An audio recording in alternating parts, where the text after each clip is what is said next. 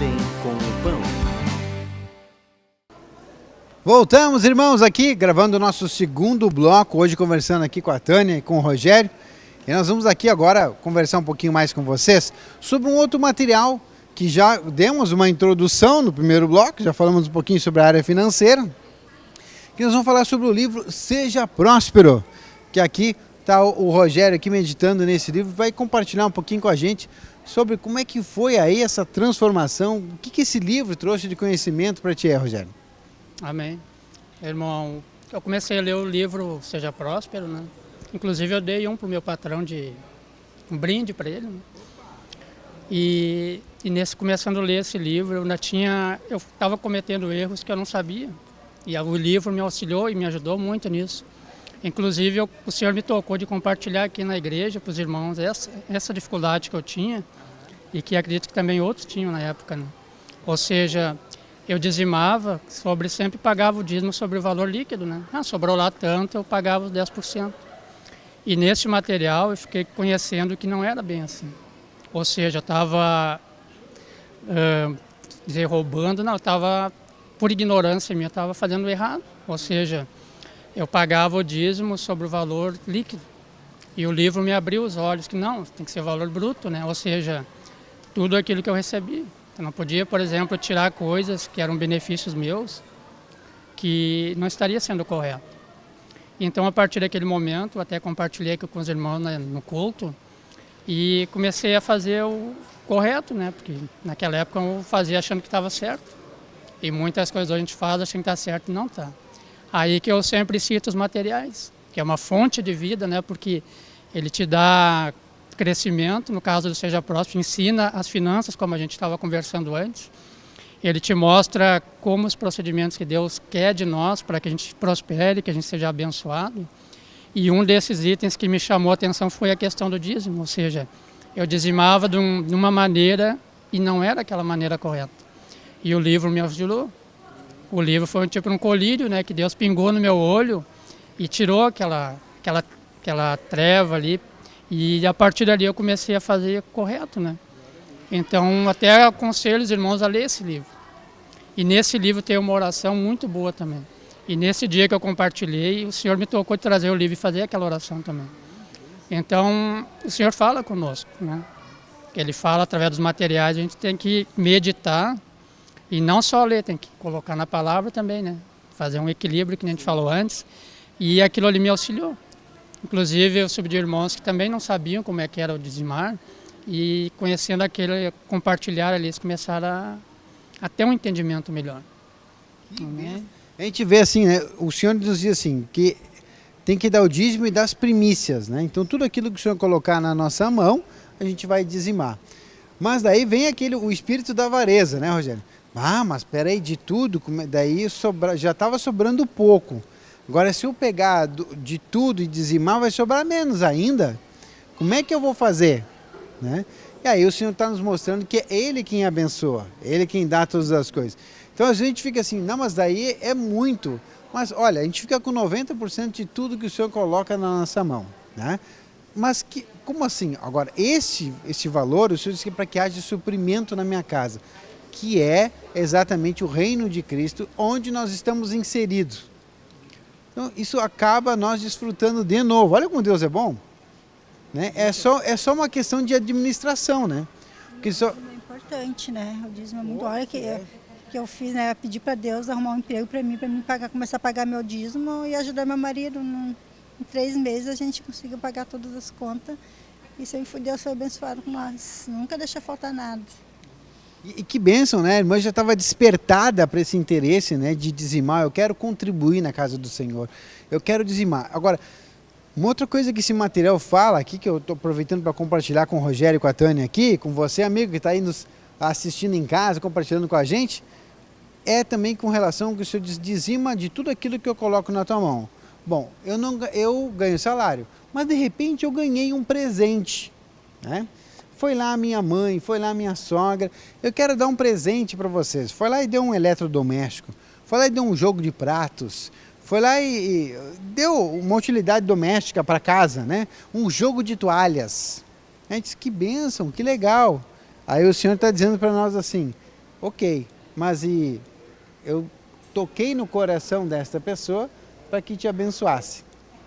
E agora você vai dizimar. Mas como é que eu vou dizimar? Se eu vou cortar um pedaço da toalha e vou levar para casa?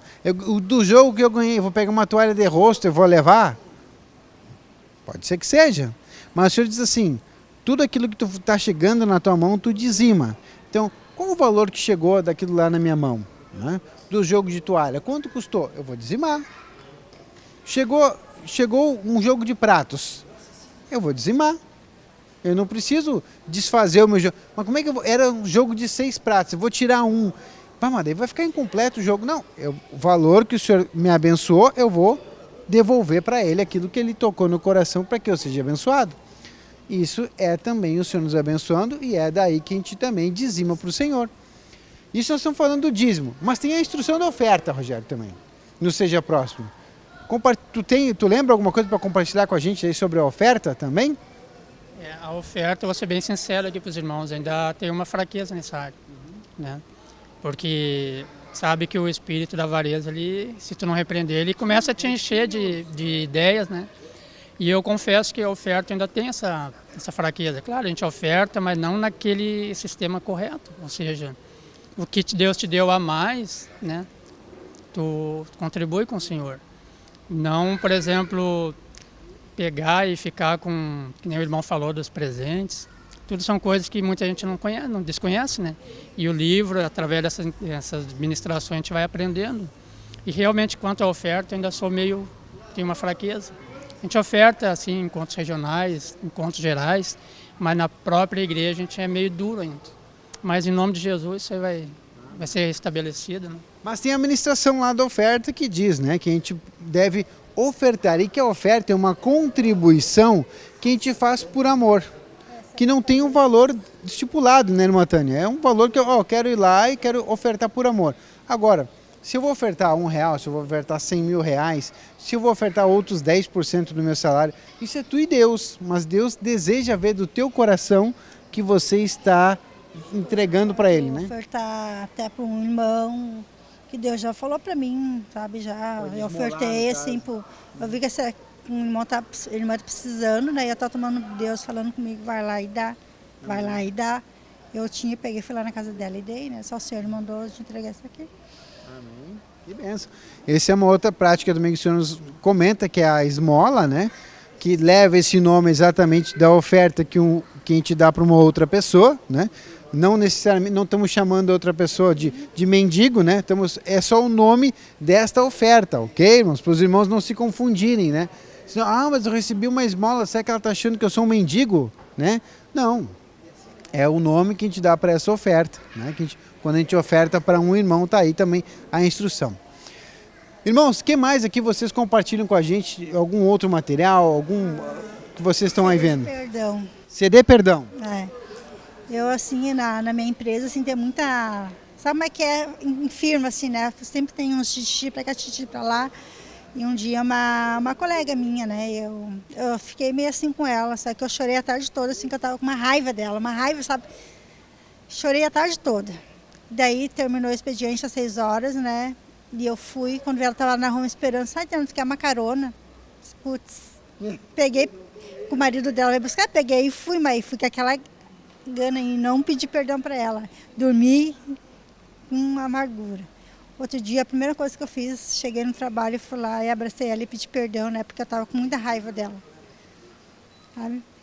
Mas o Senhor criou a oportunidade, foi um momento maduro, aquela oportunidade certa. Sabe-se lá como é que seria naquele momento? O Senhor sabe, né? O tempo para todas, preparou o momento, preparou o teu coração para falar com ela também, pediu perdão daquele sentimento e liberou para que a amargura não fique mais ali no nosso coração, né?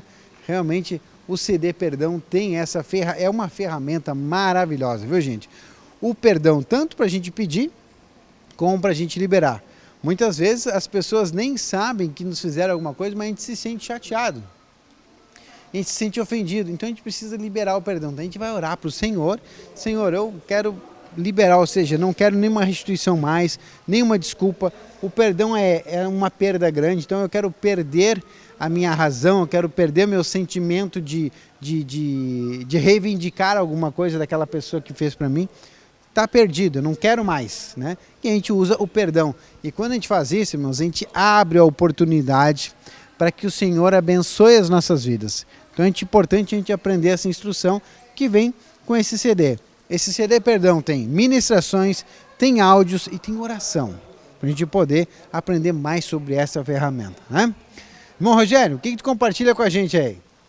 Compartilho sobre o devocional, devocional Mesa dos Pães, porque lá na empresa que eu trabalho eu tinha uma mesa, então desde que eu recebi esse livro, comecei a ler, eu deixo ele aberto em cima da mesa. Então os colegas transitam por ali e seguidamente eles vão lá dar uma olhada, né? E só nessa ação aí já encomendaram 4 devocionais. Assim. Então é um meio da gente evangelizar através do material, como é muito falado. Né?